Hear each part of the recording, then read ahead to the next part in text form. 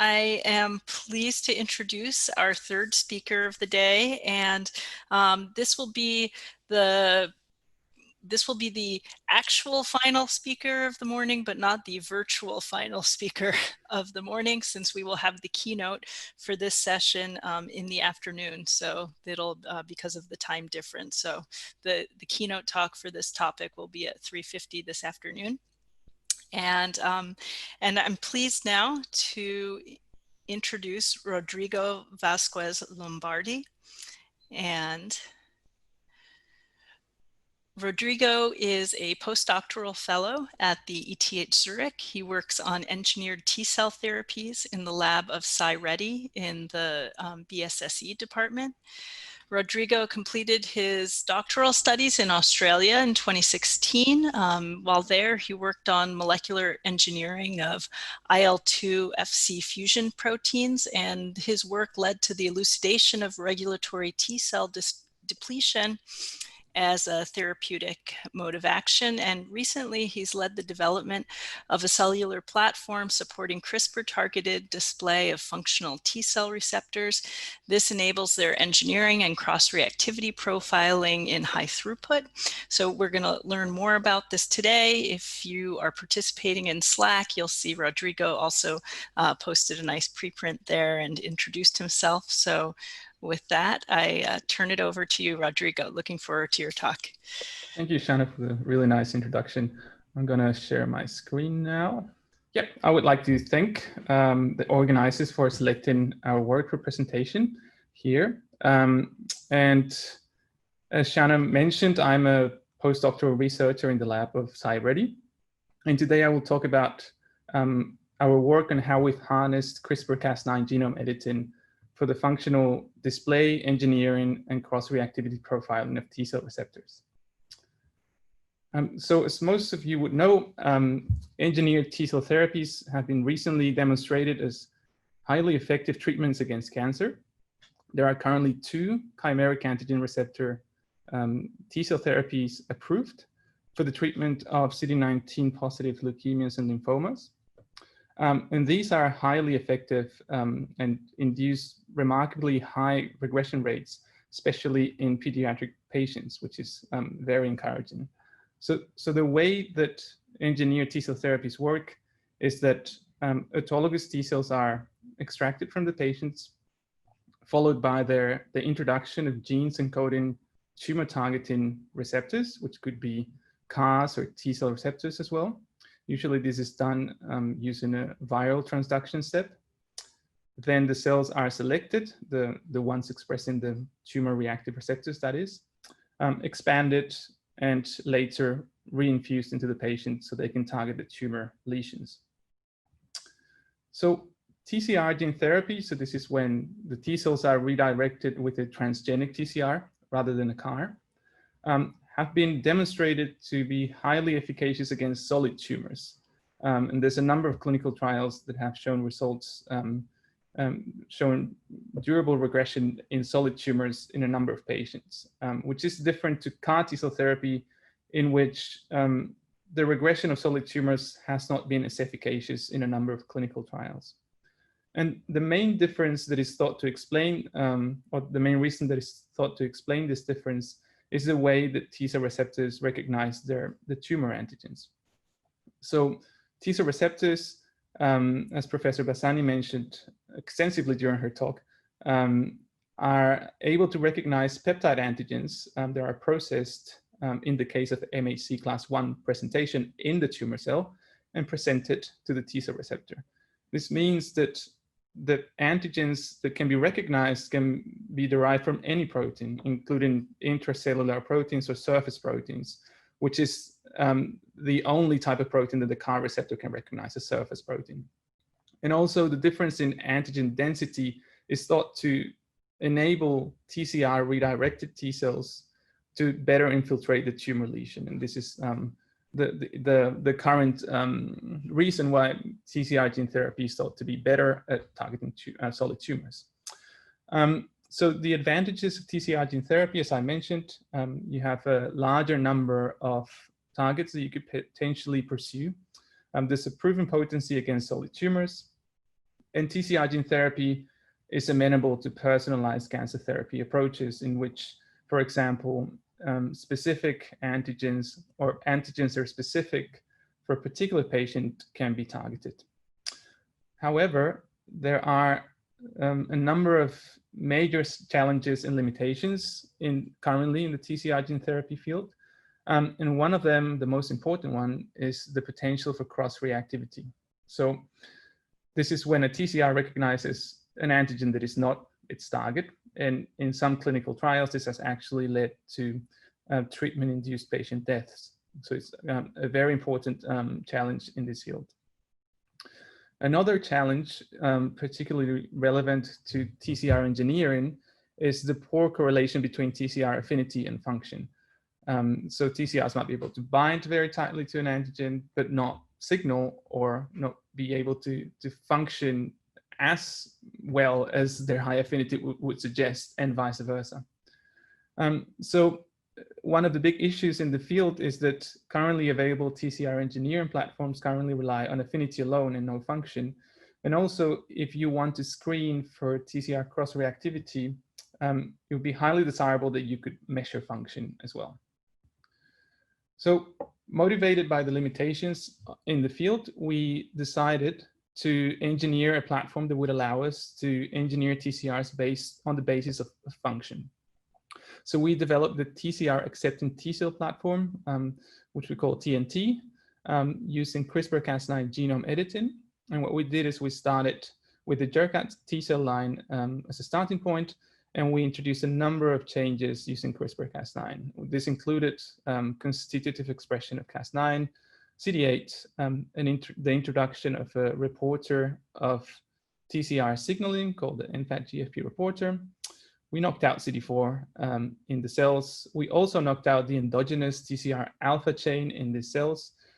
So we didn't risk the mispairing of transgenic TCR chains with the endogenous TCR alpha chain. And finally, we knocked out the fast cell death receptor to make the cell line resistant to activation-induced cell death. And I should highlight that the TNT cells are now CD3 negative. This is because we knocked out one of the components of the TCR CD3 complex here. So then the next step after doing that was, how can we reconstitute the TNT cells with transgenic receptors for functional display? So what we did was we targeted this display to the endogenous TCR beta locus using CRISPR. And this is very important because viral transduction or plasmid transfection would have not allowed us to do this. What we can do here is very precisely introduce transgenic TCRs by targeting a very specific region of the endogenous TCR and replacing it with a transgene that encodes the transgenic TCR. And this is in the form of a homology-directed repair template.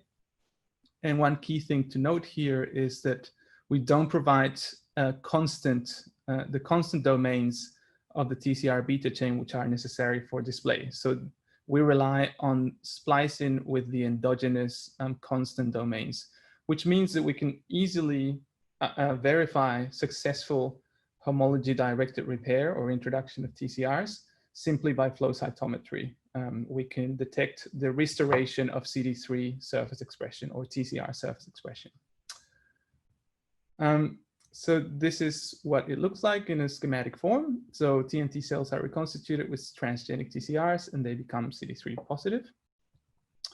And this is what it looks like in the form of the actual experiment. When we transfect TNT cells, we get fairly decent rates of HDR or homology-directed repair at about 20%. And once we reconstitute the TNT cells, with the transgenic TCR, we can check that they express CD3, but they also bind their PeptideMHC target. In this case, we use PeptideMHC dextramers, which are multimers of PeptideMHC. And also we can check successful integration into the genome by PCR, as shown in this image. And finally, when we perform co-culture experiments, we can see a robust expression of the NFAT-GFP reporter when we co-culture with cells that are displaying the antigen. that corresponds to that particular TCR. So we validated extensively the platform using 3 TCRs or tumor-reactive TCRs targeting NY-ESO and MAT1 antigens. And what we did was we assessed their ability to bind the dextramer PeptideMHC and their ability to signal in response to their cognate peptides. And the one thing that we noticed straight away was that, for example, if we focus on TCR DMF4 in blue, it binds weakly to the peptide. However, that doesn't prevent this TCR from signaling quite robustly. So we already started identifying a discordance between the 2 parameters here. So to further characterize the discordance between binding and signaling, we decided to perform deep mutational scanning in 2 tumor-reactive TCRs. This is TCR-A3, which targets the MHA3 cancer testis antigen on HLA-0101, and TCR-DMF4, which targets the MAT1 peptide on the HLA-0201 allele. So what I mean by deep mutational scanning is that we can generate a library in which every position at a particular region of the TCR, in this case, we targeted the CDR3 beta region, and this is a region that mediates several contacts with the peptide antigen. What we can do is introduce degenerate codons that encode any potential amino acid at that position. Essentially, we are measuring how tolerable is every substitution in that region. What we can do is generate HCR templates and transfect the TNT cells, select them for restoration of TCR expression, expand them, and then select them again in terms of antigen binding and antigen induced signaling. And we use the NFAT GFP reporter and also CD69 expression to measure this. And the key thing here is that we deep sequenced at every step of the selection. So we could track the enrichment of each variant across the selections. And that's exactly what I'm showing here. So in the case of TCR-A3, we can see that in terms of TCR expression, a number of substitutions are allowed. However, there's a more restricted pattern when we looked at antigen binding and antigen induced signaling, so less mutations are tolerated. And when we look at TCR DMF4, we see an interesting pattern where mutations between position 7 and 11 are not allowed for expression. And in terms of binding and signaling, we saw an interesting pattern where we saw more enrichment of variants that could signal compared to the variants that could bind, which again suggested that some of these variants could signal without having detectable binding to the PeptideMHC reagent. This is just what it looks like when we plot that signaling and binding in an XY axis. You can see a number of variants that are enriched for both parameters or for either parameter. We then characterize some of these variants experimentally. And in the case of TCR-A3, we already saw some point mutants here that had increased binding to the MAGE dextramer, and also increased signaling in response to the MHA3 antigen. And here is a positive control A3A that I'll come back to later. In the case of TCR-DMF4, we didn't see many variants that had improvements compared to DMF4, to the wild type TCR. However, what we observed was, again, 2 variants that were quite similar. However, this one here, I2H, did not bind PeptideMHC dextramer, while the other one, I2L, did. However, they both signaled to similar extents. Again, highlighting this is a recurrent topic throughout the presentation, that binding is not predictive of function. So we next decided to engineer the TCR-A3. This targets, this is a low-avidity TCR recognizing the MHA3 cancer testis antigen. This is a self-antigen that is expressed in a variety of tumors. But the challenge here is that most TCRs that recognize self-antigens are of very low affinity because of negative selection processes in the immune system. So because of this particular TCR was previously engineered by Phage Display in a previous study from Adaptimmune, which is a company. However, in a clinical trial, it was found that this TCR cross-reacted to the protein titin, which is expressed or highly expressed in beta cardiomyocytes, and led to the unfortunate outcome that the first two patients that were treated died from the treatment. And this was a tragic outcome and raised several questions around the TCR engineering field. So this is just highlighting how different the two peptides are. There are actually 4 amino acid differences, the target and the off-target titin. So what we did was we generated a combinatorial library. I won't go into details of how we made this, but the theoretical diversity of this library was about 260,000. We proceeded to select for CD3 restoration. We then proceeded to select for, in this cells, MHA3 activation, and MHA3 binding, but a lack of titin binding. So this was a negative selection step. And we further performed 2 selections in which we stimulated with MHA3 antigen on the surface of antigen presenting cells or titin antigen. And one thing to note here is that there is an emergence of titin cross-reactive variants, both in terms of binding and also in terms of signaling. So we analyzed the deep sequencing data that we extracted from each of those selection steps. An interesting finding was that in selection 3B, this is titin stimulation, we identified the presence of glutamate residues at position 6 as a potential predictive feature of cross-reactive TCRs. But more importantly, we were able to identify variants that were enriched in response to MHA3 stimulation, but they were depleted or not enriched in response to titin stimulation. So we then expressed each of these variants, and all of them were found to bind MHA3 dextramer more strongly than the wild type TCR-A3, and none of them showed detectable titin binding or negligible titin binding. Certainly less titin binding than the A3A TCR that was engineered by phage display that I mentioned before. So now, having engineered these TCRs, the question that remained was, even though we selected against titin, is it possible that we could have introduced novel cross-reactivities? So that motivated us to use the TNT platform now to profile the cross-reactivity of TCRs. So to do this, what we did was we generated a scanning peptide library of the MHA3 target. So this is synthetic peptides that contain every single possible point mutant of the target peptide. And we pulse this onto HLA matched cells and perform co-culture experiments. So you can get a pattern of activation, and the proof of concept that we first did was with the TCR-A3A, which was engineered by phage display. And you can see that at position 6, 7, and 8 of the peptide, there are many tolerable substitutions here. And what one can do is next to identify potential off targets is to generate motifs at different activation thresholds and use these peptide motifs to search human proteome databases. And what we identified is that at the highest activation threshold, the only hit for this TCR was MHA3, which is quite reassuring because it's the target. However, at the second lowest threshold, the next hit was titin, which was also very reassuring in terms of validating our technology.